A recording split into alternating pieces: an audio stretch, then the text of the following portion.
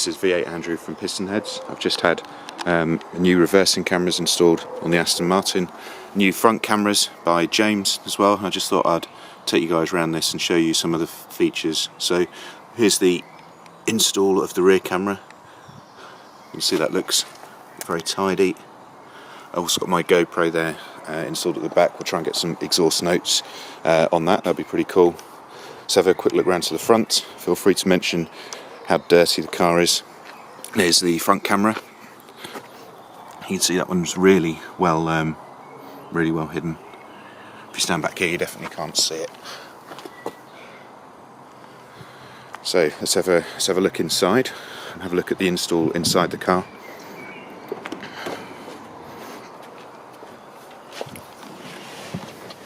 So here we go. I had some options where it was going to go. I decided the best place for it was just here. You can see the cable coming up here between these two bits of trim.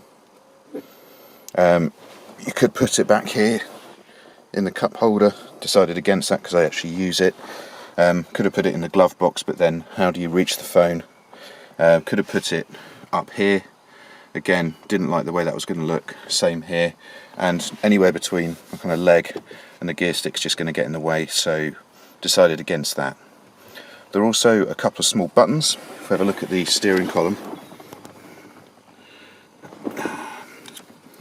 you can see here, this is the button to change the sources around on the unit, and this button here, which is to change through the different views on the front camera. Right, so I've started the car up. You'll notice that I've got the sat-nav screen up and it's showing the generic Volvo sat-nav screen. Now what I'm going to do is I'm going to cycle through the inputs using this button here on the steering column. So press it once and that's going to give me my smartphone. So I'm just going to unlock my phone. And now if I choose an app such as Google Maps, which has a landscape view, you can see I'm getting that up on the screen. Just get a bit closer so you can see that properly. Now if I was to do a route on this, because I've got the option set up in Google Maps, I get the audio through my Bluetooth on the car. So I get the audio through the normal Bluetooth, the directions, and then I get the visuals up there on the screen. I was also thinking, okay, what else could I do with this? What other apps would be fun on this? So why not? Let's find the right app on here. Where is it? Why not hook it up to the GoPro? Well, here's the view from behind the car on the GoPro. There's my next door neighbour texting me. I think he might come out for a drive with me in a second. So yeah, there's your GoPro view from the back. It's a bit different. What else could I do? Also thought maybe I could put the GPS speedo up as well. Let's find that up, see how that looks on here.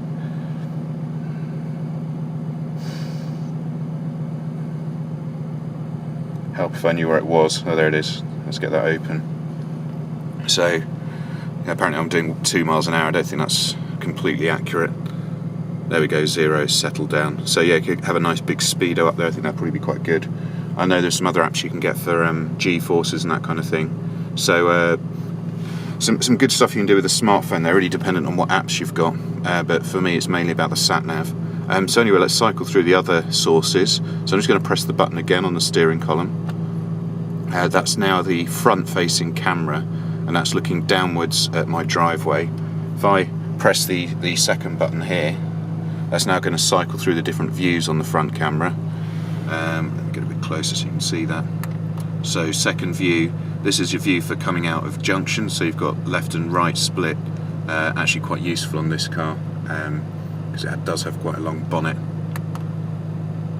Here's a slightly longer view and another one, and we'll go back to the downward view. This is one I use for parking in my garage. We'll have a look at that in a minute.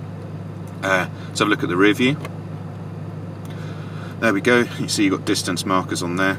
Right, let's try and use this forward camera for the going into the garage. It's quite tight here, as you can see. I'll try not to hit the sides. Time for a bit of power fold action. There we go. Of that definite option I needed on this car. fold those out again.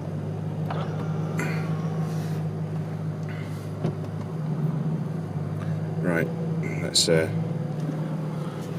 a look at this screen here. We'll just park it off of this. You can see I've put a white line actually on the floor there, and I know that actually if I put this red line on the edge of that shelf, I'll just stop it there. I'm about 3 inches off the front of the car, so let's have a look outside and just check that's right.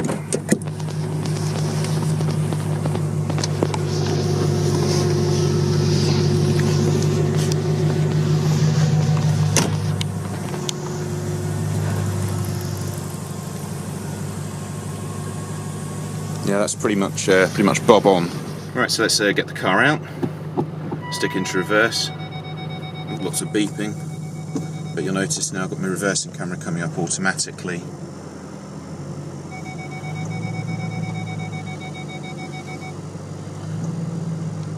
Just do my power fold, get through the door, out again. See, I've got a nice view of coming out there. There we go. Come back from a drive, you can probably hear the car ticking.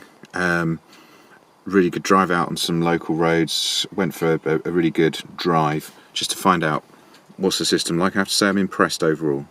So you can see I've got the GPS speedo up. That showed me that actually the car's about 2 miles an hour over. Drove pretty quickly. This moves around a little bit, but not very much. You really have to be going for it to move it. What I'll probably do is stick some anti-slip matting here. That would make it a bit better.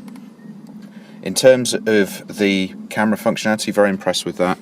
Very much like being able to see where I'm going actually. Even when you're just going for a really big drive, it's great to have the front-facing camera on.